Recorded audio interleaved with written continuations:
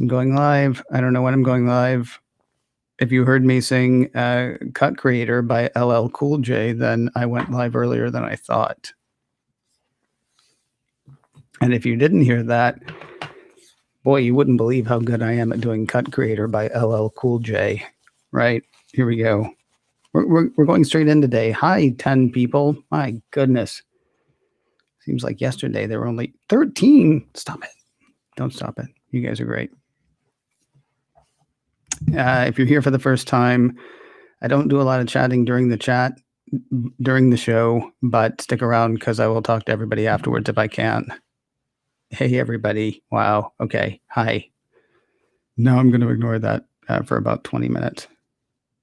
But it's all feedback today, so people really do win. I guess that's what they used to say on MTV. Right. Here we go. High-speed feedback. It is Wednesday, the 14th of October, 2020, and this is macOS Ken Live. Remembering to say my name today, I'm Ken Ray. Thank you very much for joining me if you're live here on YouTube or maybe someday later, because you never know, things could happen.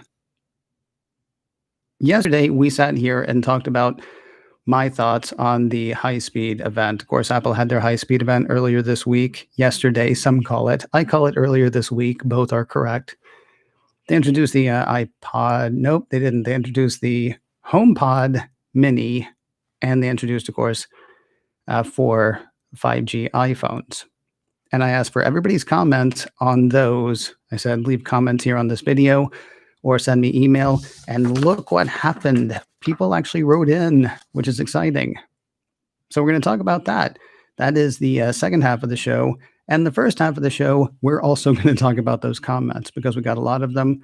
They were really thought-provoking, I think. Some are thought-provoking. Some are just people saying, here's my 2 cents. And I'm very happy to have all that. So if we could, we're going to dive straight in. I got an email from Rob, who was here with us yesterday. I don't know if Rob is here with us today, but man, he just like shotgun tons of stuff here, which I'm really excited about. Starting with 5G. I don't care about 5G, says Rob. In fact, I'm sick of hearing about it so much. Not a complaint towards your show, he says, because I don't think it's going to benefit me. Just a bunch of marketing hype. 5GE upsets me, he says. Coverage is an issue for me far more than performance. I've had bad coverage in my last 3 houses. Seems like the benefits of 5G will be in high density areas that I just don't find myself in much these days. I don't find myself needing higher download speeds if they were available. Let us put a pin in that if we can, because Nabil wrote in with some really interesting thoughts on that. In fact, I think Nabil should go to work for the carriers, but we'll talk about that in a second. Rob is going to get a new phone. He really likes the blue phone of the iPhone 12 more than the iPhone 12 Pro, but he's going to get the iPhone 12 Pro because, you know, he's totes pro. He likes the camera on it better. I don't blame him. I like the camera on it better too.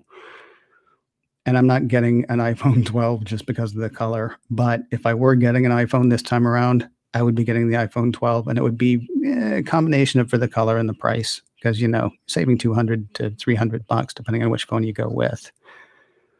It's a new cameras, though. They look really good to him. He likes the light capability. He's pretty gentle on his electronics, he says, so the tougher screen doesn't really call out to me. Never broke a screen. I probably will now, and I'll blame you, says Rob. Listen, you don't have to break your screen because I've broken 2. One time I broke into a run with my dog, and the phone just popped out of my pocket and just shattered. And then one time I was going for a run by myself and got out of my car and fell screen down, the phone shattered. Moral of the story is no running. Not with high-priced electronic equipment anyway. LiDAR looks cool, says Rob. Not sure how I'll use it. Will it be more accurate measuring tool? That would be neat. Going to put a pin in that one as well because Vern wrote in about that. Rob did have a thought on the missing earpods and the missing charger. Not going to miss them. I have plenty of those. I think it would be a non-issue if they just gave it to anybody who actually needs it. They could include a voucher for them in the box. I think it would be a small percentage that would actually redeem it. I would be upset if I was a first-time buyer and had to pay extra for the charger. I agree-ish. The problem with putting the voucher in the box is we're not going to the Apple Store to pick these things up. You're not gonna get out to the car and go, "Oh, wait a minute, I forgot about this," and then go back in and get that, right? So if I'm sitting there waiting for the phone to come on that Friday and I'm very excited, and I open up the box and I go to plug it in and I can't, the voucher doesn't really do me a lot of good. Feels like there ought to be a way in the ordering process. I don't know. They're doing what they're doing. I heard somebody say, and I can't remember who, it might even be in this pile of emails. I heard somebody say that they felt like taking out those chargers goes towards the cost of the 5G radio that they put in from Qualcomm. Because while they did raise the price of the iPhone 11, I mean, from the iPhone 11 to the iPhone 12, they did lower the price on the iPhone 12 mini. And they kept the prices the same on the Pro lines, even though they increased the starting storage on the iPhone 12 Pro. It's nickels and dimes. I do agree with you, Rob, though. If I got home or if the FedEx guy dropped this thing off and I opened it up and there was no way for me to listen to the stuff because I've never had an Apple thing before and don't have Lightning headphones, or there was no way to charge it because they didn't send me the wall wart, I'd be upset. I would imagine we're talking about a relatively small number, and I would also imagine that they are going to, you could look at it as a public service announcement, you could look at it as an upsell. I would imagine in the ordering process, they're going to say, listen, it doesn't come with a charger. Do you need/want one? That would be my guess. There is something that is annoyed about not getting the thing for free that we always got for free, but I got a boatload of them. Was talking to somebody on a show last night who doesn't buy the whole green aspect of the thing. He says it's just them trying to save a couple bucks, or however much they're going to save, multiplied by millions of people who are going to buy these things. There's no reason it can't be both. It's obviously going to benefit Apple financially to not include these little tiny bits of accessory with every phone that goes out. It will also do the things that they talked about, I assume.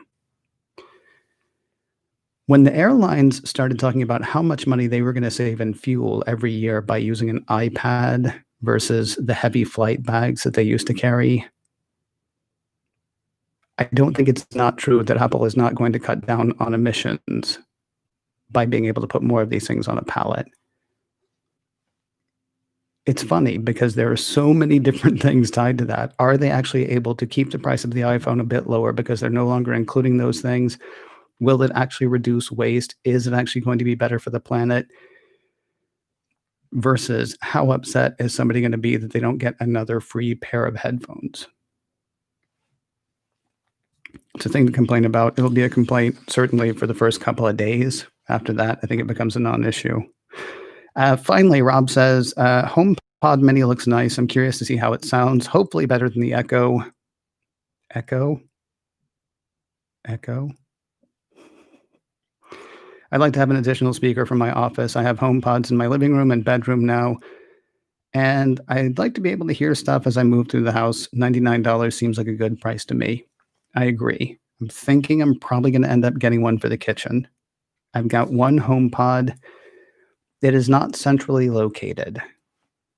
Curious to see about that, but I haven't decided yet. We've got until the 6th of November to decide. So this is not a you need to know by midnight on Friday, unlike the iPhone thing.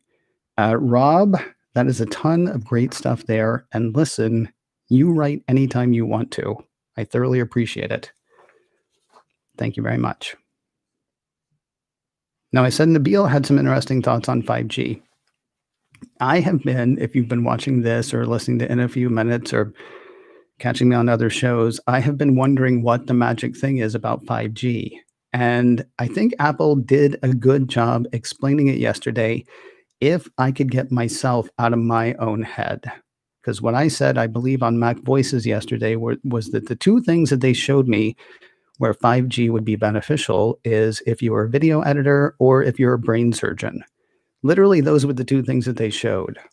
And I have edited a little video, but I'm not a video editor, and I'm certainly not a brain surgeon. So Nabil wrote in to say, here's the interesting thing about 5G. The speeds are similar to the speeds of the connection to your hard drive or memory inside your device. All of a sudden, cloud storage isn't that thing where you warehouse files and wait for them to download and upload. The cloud is your internal hard drive. The question is if in real world scenarios you can actually get 1 gigabits consistently. If you can, this will be a game changer. Why shell out an extra few $100s for the larger iPhone when your iCloud storage is just as fast and you can expand it to 1 terabyte? This is where one of the paradigm shifts lay. He goes on to say, we'll soon see an explosion of content heavy in the cloud apps. Imagine with 5G, you could bearably edit HD video in Final Cut Pro with the footage all stored in the cloud. You can get 6 gigabytes of footage in as little as 12 seconds. Now, built-in SSDs are much faster, but 5 years ago, the fastest drives in the consumer market were nowhere near that fast, and nowadays, the average consumer drive is probably on par. See, that's why you need to work for the carriers, because you made that simple to understand. If you could, reduce it to about 30 seconds, and if we could throw in some Beyonce music or something, that might make it a tiny bit better, but still. What you did there was actually incredible, saying that the cloud becomes your hard drive, because you're right. We think of the cloud as the place that we store stuff. We think of the cloud as the place that we can access things, but there's lots of standing around waiting. If 5G can reliably be that fast, and if I have the use case for it, that's the other thing. You've now made me at least understand why 5G might be beneficial. The problem is I'm still too inside my head, not a video editor, not a brain surgeon. So neither of those things said to me, this is what you can do. They said to me, this is what, people with more important jobs can do, which, sounds like me denigrating myself, and I'm not. Apple did actually allude to this stuff yesterday, talking about the fact that you'll be able to edit Dolby Vision HDR video in the Photos app.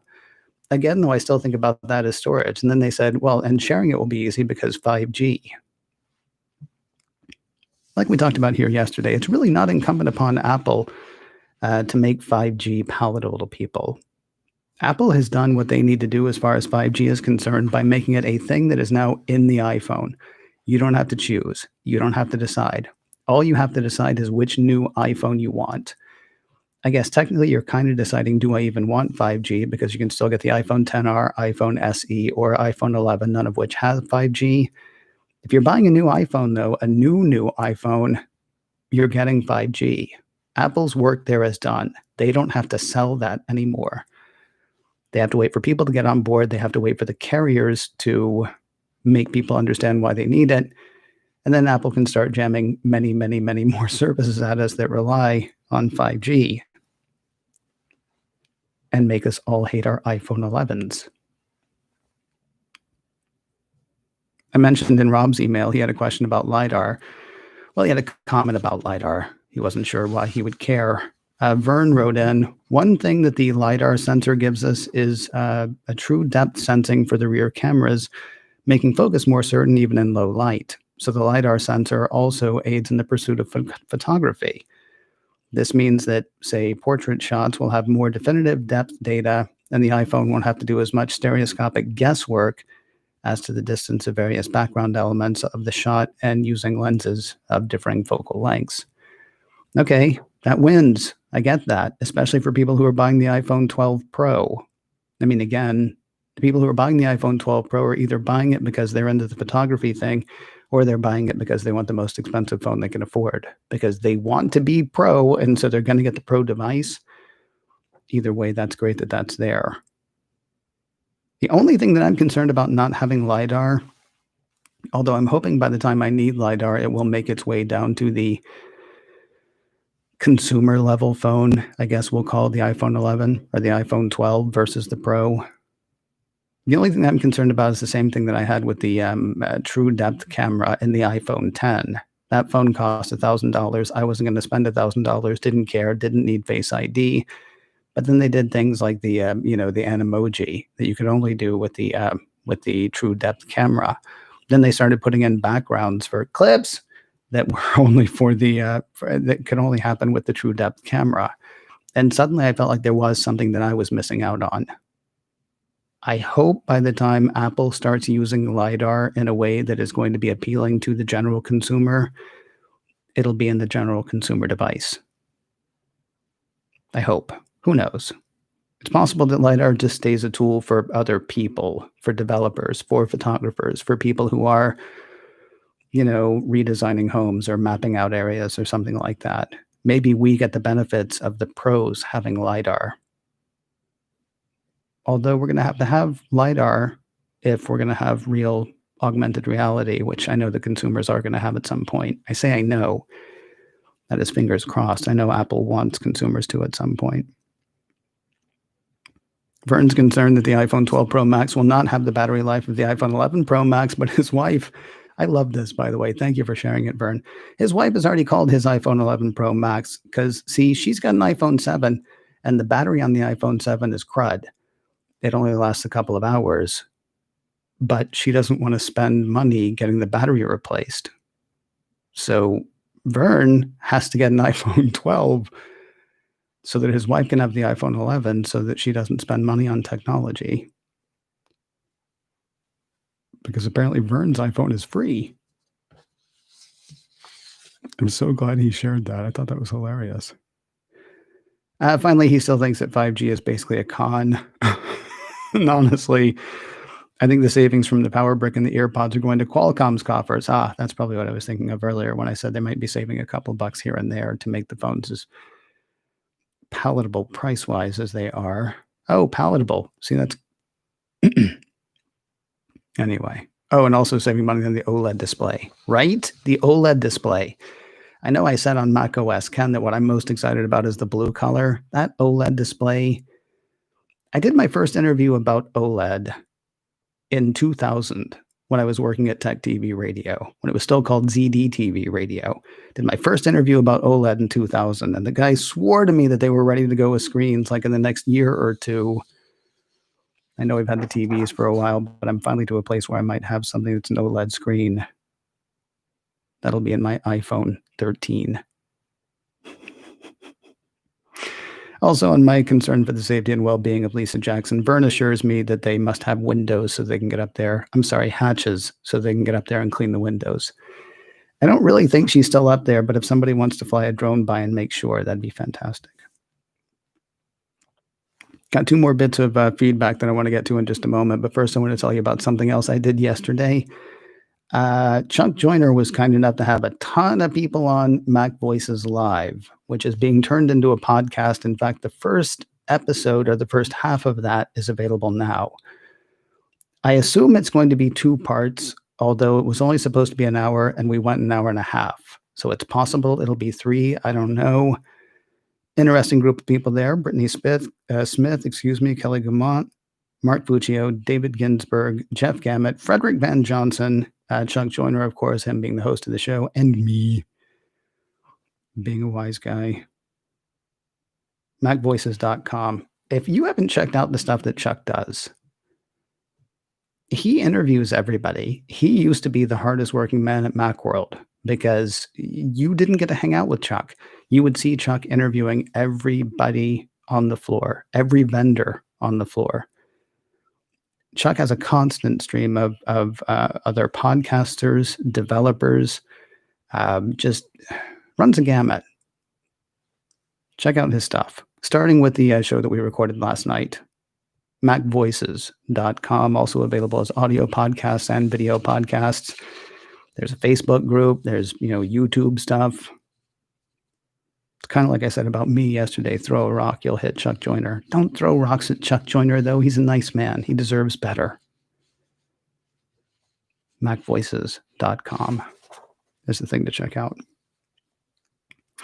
2 more bits of feedback. David wrote in to say, I think Apple is missing a great feature. This is actually not in relation to anything that happened yesterday, but I found it interesting, and so I want to share it with you. I think Apple is missing a great feature that they could fairly easily put into spatial audio on the AirPods Pro.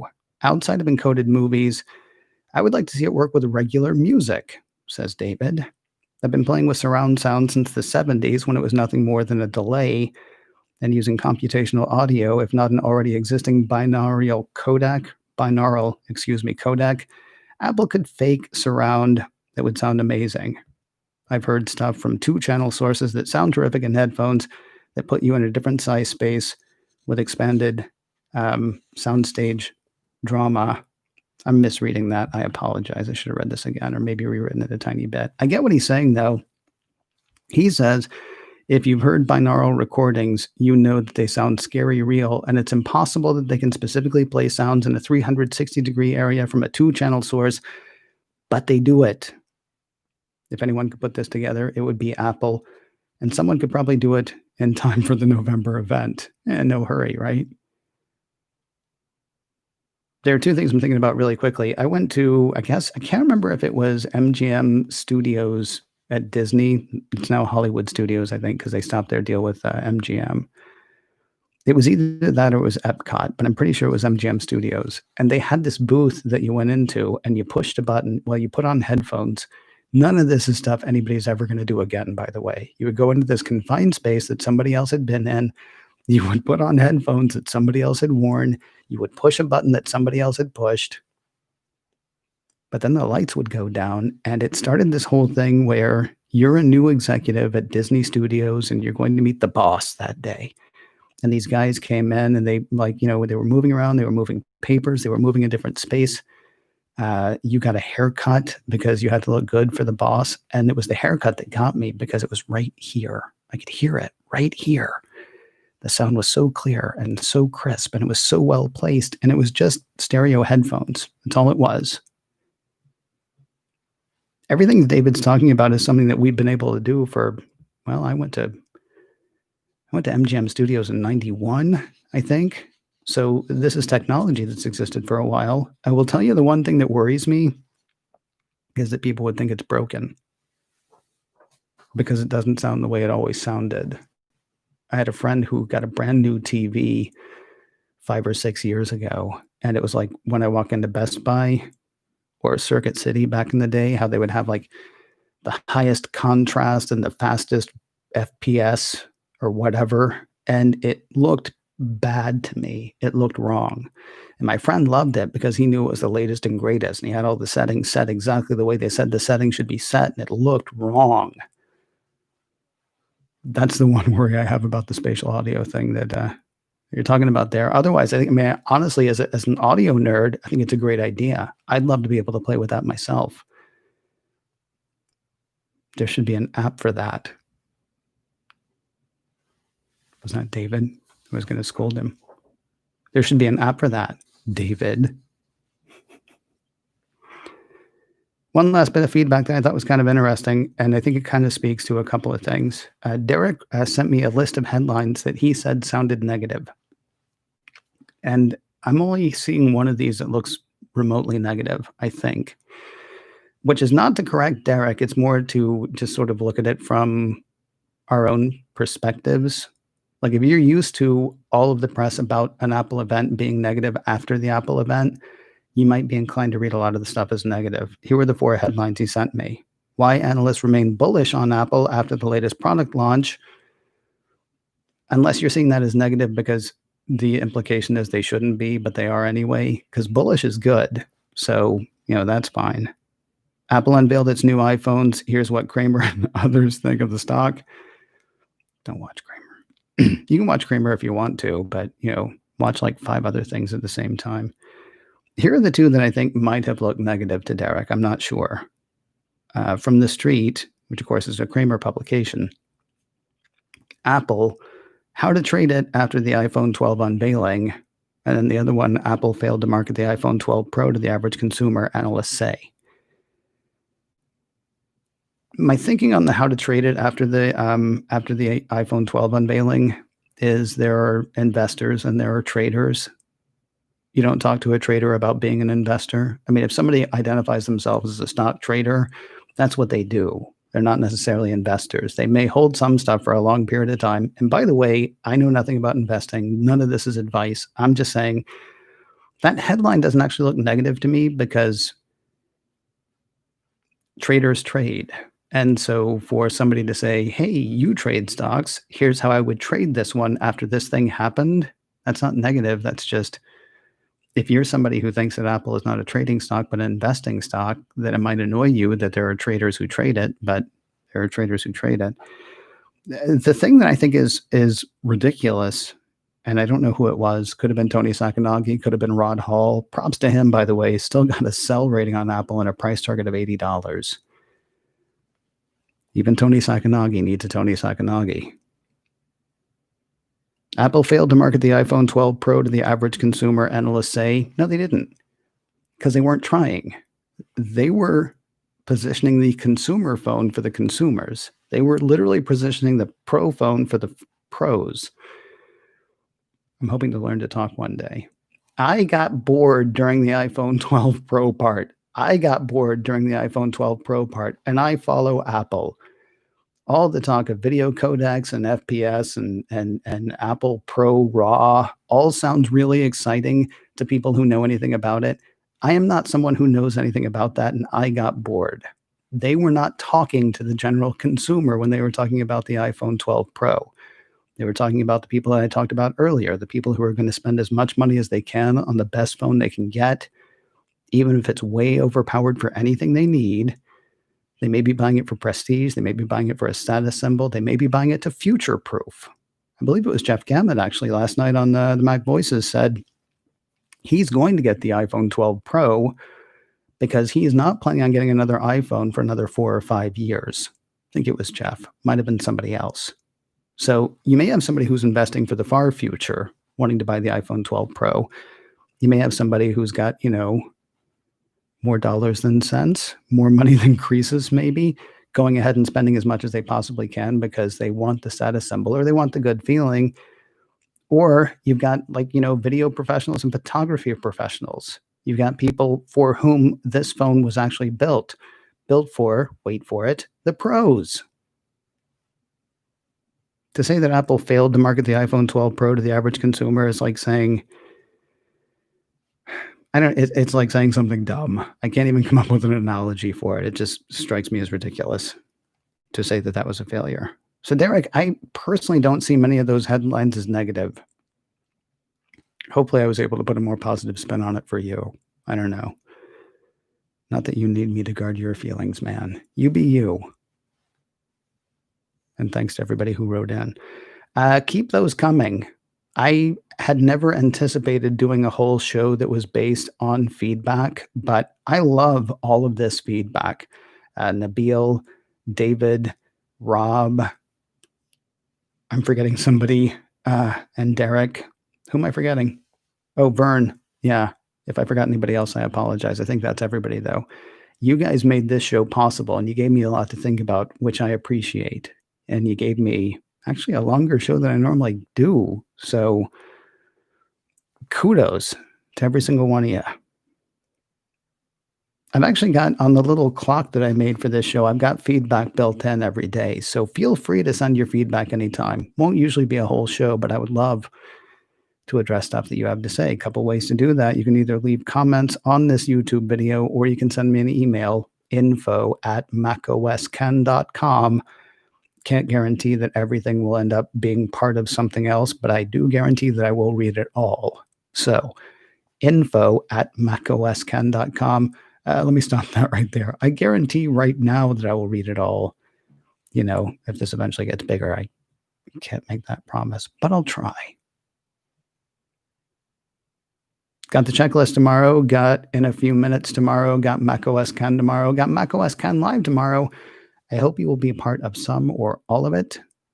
If you're here live in the chat room, stick around. I'll talk to you in just a moment. Everybody else, talk to you soon.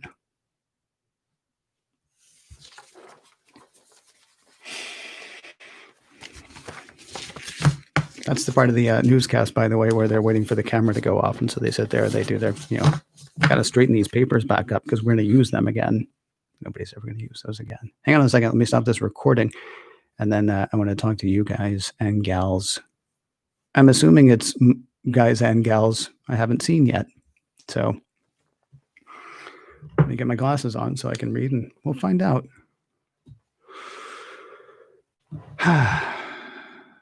from 6 colors. See, I shouldn't start in the middle of a conversation. Holy cow, you guys are talking to today.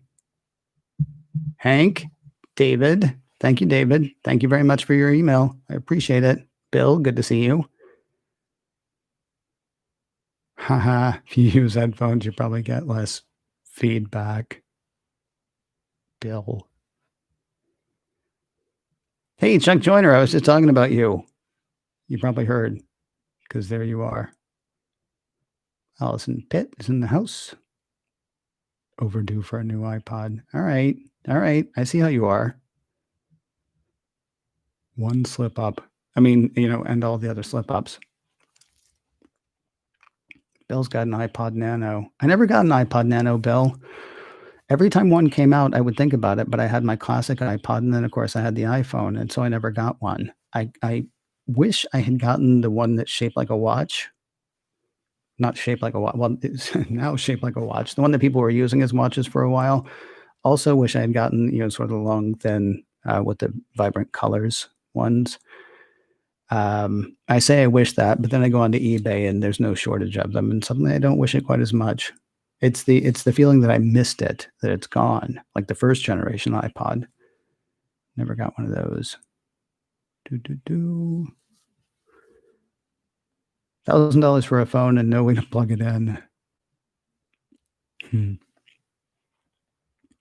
Sorry. I like the I keep thinking I'm going to get a wireless charger at some point because I really like the idea. Of course, I won't have the MagSafe thing anytime soon. Frank, are you saying that the chargers are like Legos around there? That's kind of funny. iPads and airplanes are more about managing the change than the weight of the paper. The man hours to change the documentation blows the fuel stat away. That's true, Bill. I would imagine that's true. I mean, it sounds like you know more about it than I do. The fuel thing, though, was an easy thing for people to understand. It was smart, I think, especially because I want to say fuel prices were higher at the time, too. It was smart of them to say, because saving time is not something I personally understand very much, Bill. I don't think a lot of us do, or maybe a lot of people don't. Well, understand saving money on a gallon of gas. And if you multiply that by, keeping a plane in the air, I mean, both are correct. I think you're probably right. I think the man hours is a bigger thing. I think the fuel thing is an easier thing for the general consumer to understand.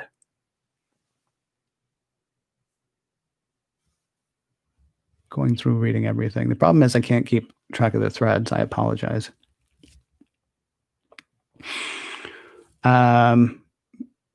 Bill wonders why they bothered to differentiate on LiDAR and not on 5G. Actually, he doesn't wonder why they didn't on 5G, but he wonders why on LiDAR. Frank has a wonderful response. LiDAR has a future, but they're still working on it.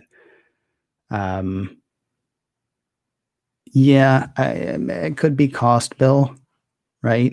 Because they wanted to bring in the iPhone mini, iPhone 12 mini at $699, and everything you add takes away from your bottom line there. But when you're selling $1,000 phone or $1,100 phone to start, I won't say the cost is negligible, but that's my thought. And because there's no general use for it yet. There's no Animoji, there's no clips thing to do in the background with it yet. So I don't think the general consumer is going to miss it yet. Where it's going to get annoying is if somebody comes up with something that catches the attention, that uses LiDAR in the next year. Because I would imagine the iPhone 13 will have it. I could be wrong about that, but that seems like a thing that would happen. And now we brought LiDAR in. You can all figure out whether your car can fit in that space. That's a fun use for it, isn't it? Where else are we? Is future-proofing really still a thing? I'm not sure I believe in it. Well, I mean, again, I'm just telling you what somebody said on Chuck's show yesterday. It's not something that I would have thought about, mostly because it's not something I think about. Generally speaking, I buy a new iPhone every 2 years. I think one time I went 3.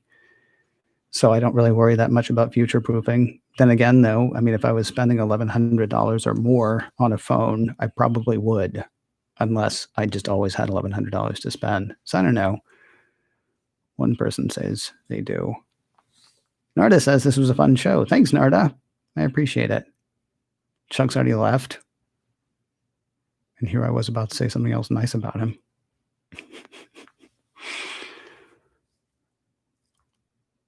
Oh, bummer.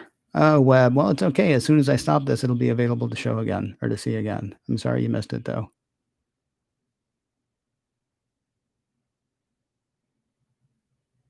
That's interesting. Sorry, Bill says on the LiDAR and 5G features, the more interesting status cameras are no longer the differentiator they were. I mean, I think they are for the pros, but pros. Am I right? I'm not a pro, so I don't really know if I'm right. God, I really appreciate all you guys being here. This was fantastic. Wait, what? One more thing. If I'd ever met Jason's, I don't know what you're asking. I'm sorry, but I'll hang around until you tell me what you're talking about, Laura. Or you can email me, whichever one. I don't know which Jason's you're referring to, though.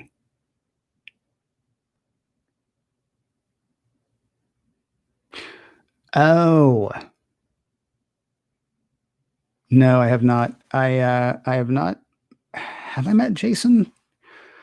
I went to grade school and high school with Shawley Sawyer. Shawley worked at Macworld back when Macworld was, still Macworld. I believe she might have introduced me to Jason once, but that's like that. I've not. I don't know Jason well enough to even say hey. I don't think. I mean, I would say hey to him, but I don't think we know each other well enough. I have no idea if he knows who I am. I know who he is, but no. I know Shally, though. She's great. Yeah. Anyway, I'm out. I'm going to go turn this into an audio podcast that nobody's going to hear this week, but it's part of my work routine. And then I got shows to work on tomorrow. I cannot tell you how much it means to me that you guys were all here. And seriously, keep the feedback coming in because I appreciate it. Gives me stuff to think about and stuff to talk about too.